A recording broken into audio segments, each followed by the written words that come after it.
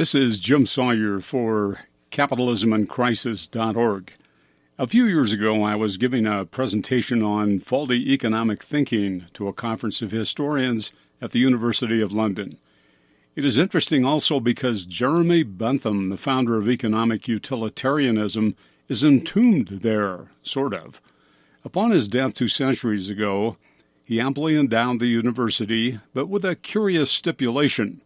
Bentham had to be present at all annual meetings, his will required. Consequently, his embalmed body is kept in a cabinet, which is opened, and minutes of each annual meeting show Bentham to be present, but not voting, of course. Now that strikes me as eccentric.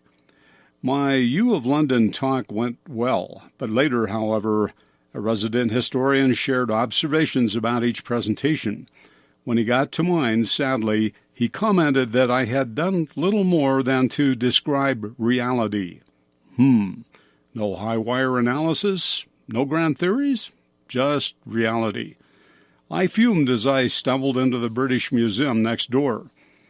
Unlike their field, why can't historians sense the challenge in economics of getting beyond embedded eccentricities?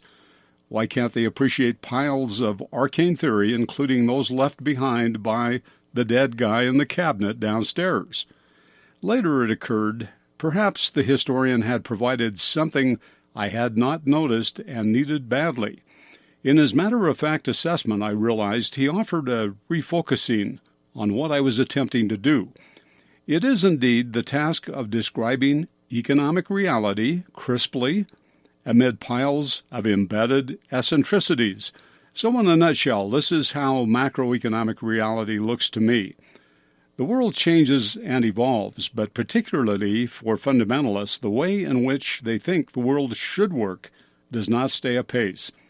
Consequently, out-of-focus economic thinking must be recalibrated, particularly economic thinking related to 2 doctrinal glitches. One is Say's Law. It caused the first train wreck, the Great Depression, and it could be fixed merely by qualifying the role of orderliness in economic doctrine. With it also must be qualified themes of Spartan individualism, self-liquidating tax cuts, and the gutting of essential government services. The second doctrinal glitch, caused the second train wreck, the Great Recession. Cambridge professor Joan Robinson called it the profit lacuna, meaning a void where a theory of profit is not but ought to be. Because conventional capitalist doctrine contains no specific reward to the capitalist beyond compensation to the rentier, neither does it contain a specific theory of profit. Therefore, any profit theory must be an add-on to standard doctrine.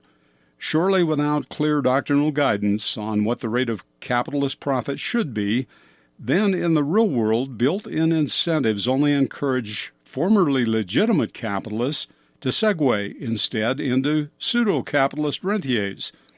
The profound challenge of our time, then, is to isolate fraud associated with the doctrinal profit lacuna rather than to look the other way and declare self-interested pursuits by pseudo-capitalists to be compatible pretty much with the common good. Well, more on the second doctrinal glitch to come. For now, check out Capitalism in Crisis on the World Wide Web. From Boulder, Colorado, this is Jim Sawyer for CapitalismInCrisis.org.